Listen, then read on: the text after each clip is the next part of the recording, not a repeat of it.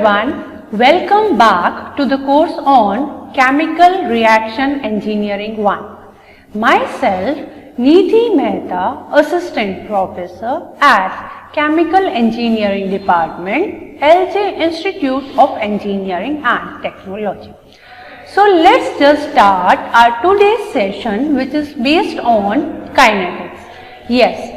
We all know that we have already started chapter number 2, which belongs to kinetics, in our previous session or last session. In that session, we have understood what do we mean by kinetics of any chemical reaction and what are various equipment which can be used to carry out these kind of reactions, right? So under the reactor category, we have seen batch reactor and continuous reactors. Now, in this particular session, we will start with some basics of reactors and then we'll move on to the derivation. So, let's just start our session. The first reactor is batch reactor. So, what do we understand by the word batch reactor? Batch refers to a fixed amount or some quantity which is fixed, right? So, when we are talking about a batch reactor, it means that there is no flow into the reactor or there is no flow from the reactor, out of the reactor with respect to time. We feed the reactant inside the reactor and provide it sufficient time and conditions to react and convert itself into desired product. These kind of reactors are termed as batch reactor. Right. This is basically like fill it and shut it kind of model when you are just feeding the reactant into a vessel, cover it up and allow it to react or allow the required residence time to proceed the reaction. So as you can see here, I have given you 3 different examples.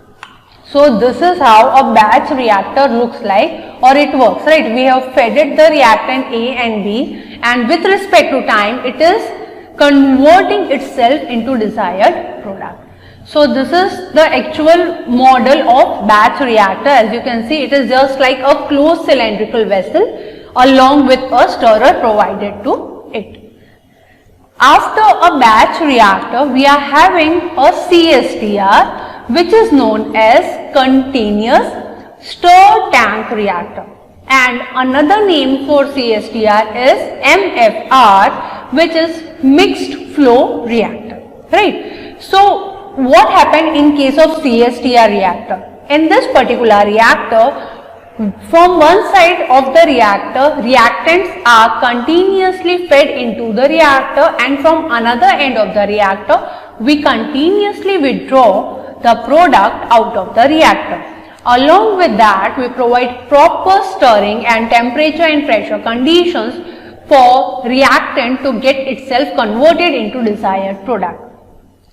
Run at steady state with continuous flow of reactant and product. So it is a continuous process since you are getting your product continuously with respect to time once you have started the reaction or reactor, right? So this is basically a picture of a CSTR. As you can see here, this is the port from where we provide inlet of our reactant into the vessel and a proper stirring is being provided to allow proper conversion of reactant into product, and then we can simply withdraw our product from bottom of the reactor or from other side of the reactor, right? This is how you can see here it is reacting.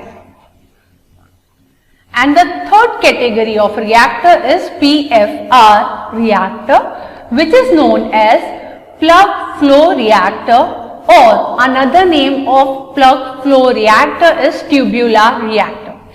So basically what happened in case of plug flow reactor, this is the picture of plug flow reactor. As you can see here, it is simply like a pipe kind of a reactor. From one end we are introducing our reactant and from other end of the reactor we can withdraw our product. So it is simply like a pipe and in this PFR what happened is, with respect to length, conversion changes, right? Once the reactant moves from one end of the reactor to another end, at each and every point, composition or conversion of reactant has been changed. So in this reactor, there is no space for reactant to get escape without reacting. Once we fed reactant inside this particular reactor, it has to compulsorily travel the length of reactor to exit from the reactor. As you can see here in this picture, from one end we are simply allowing a reactant to go inside the reactor, and from other end we need to withdraw the product. Now, coming to the next topic, which is analysis of total pressure data obtained in constant volume system. Now, before starting this, I need to revise the topic of constant volume system.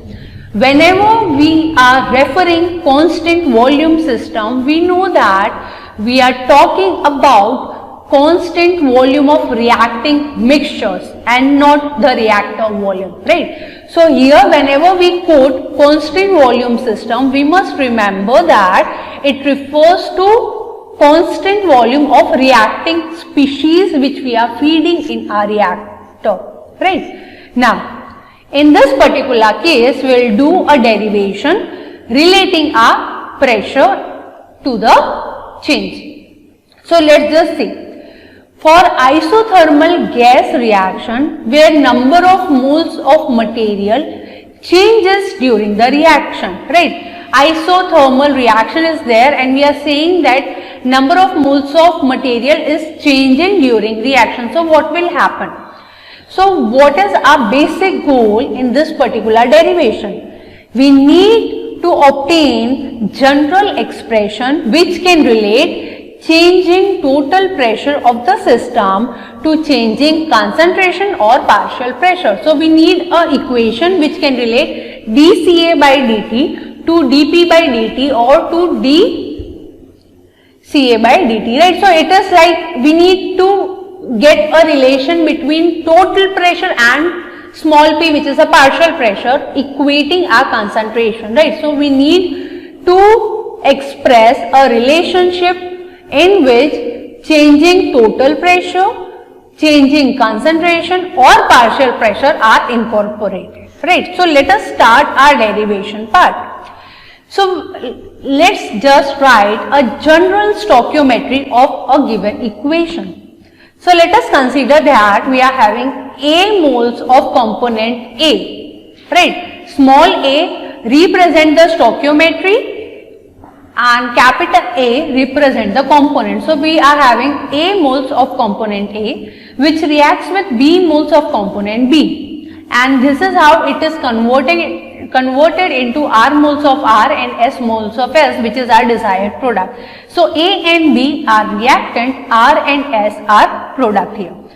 Plus dash dash in both the side represent that number of component of reactant or reacting species may vary. Here we have taken 2 reactant and 2 product, but you may have a reaction in which there is more than 2 reactant or more than 2 products.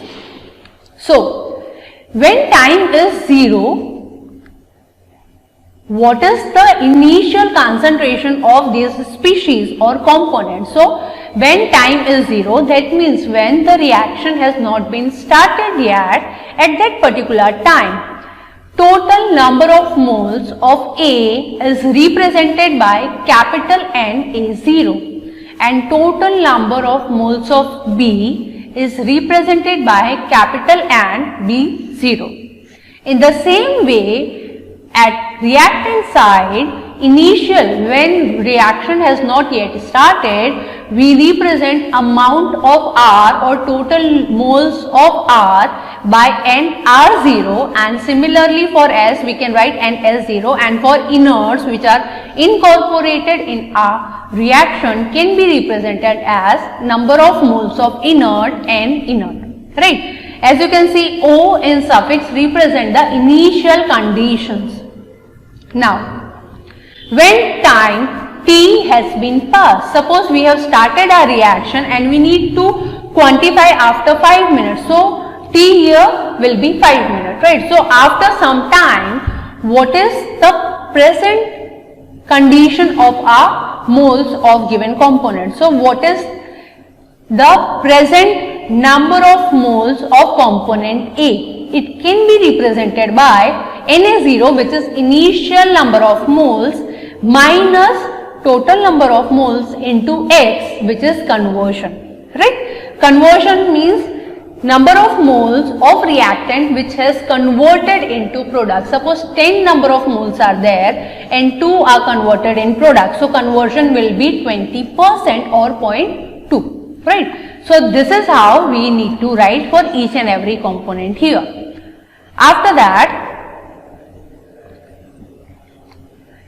so when we need to represent it in the form of total number of moles which are present initially when reaction has not yet started. So let us denote it by capital N0, which is the total number of moles of entire reacting species. So it is equals to Na0 plus Nb0 plus so on, including even if there is small amount of product is present, right? So this is how we need to represent the initial total number of moles of our given component.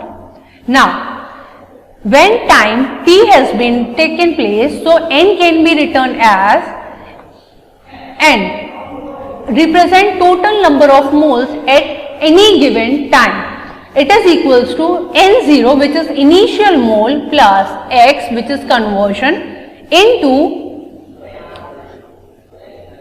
component R plus component S, that is number of moles of product should be in the plus form and number of moles of reactant should be in the minus form. So this is how we need to write when time t has already been taken place. So this can be written as N0 plus X into delta N, where delta N is nothing but summation of moles of product minus summation of moles of reactant, right? Delta N is summation of moles of product minus summation of moles of reactant. This is equation number 1. Now, assuming that ideal gas law is applicable here. So, what we can write is Ca, that is concentration equals to Pa by RT. As we know that this equation can be written as Pa equals to Ca into RT, which is ideal gas law, or PV equals to nRT, which is ideal gas law, and we can also write that PV equals to nRT as Ca equals to Pa by RT, where Ca is nothing but N by V, right? So we are just simplifying the term in this particular form, and instead of Na, we are writing the value of Na, which is initial moles minus Na into X.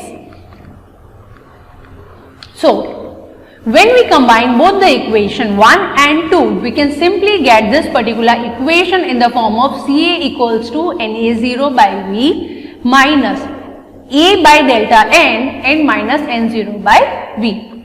Or if we need to write this in terms of pressure, we can substitute the value using ideal gas law, and it can be written as Pa equals to CART or Pa0 minus A by delta N pi minus pi 0. So what is pi here? Pi is basically total pressure, right? Pa0 is my initial partial pressure, pi is my total pressure given at any time, and pi 0 is total initial pressure, right, when reaction has not yet started and when reaction has started.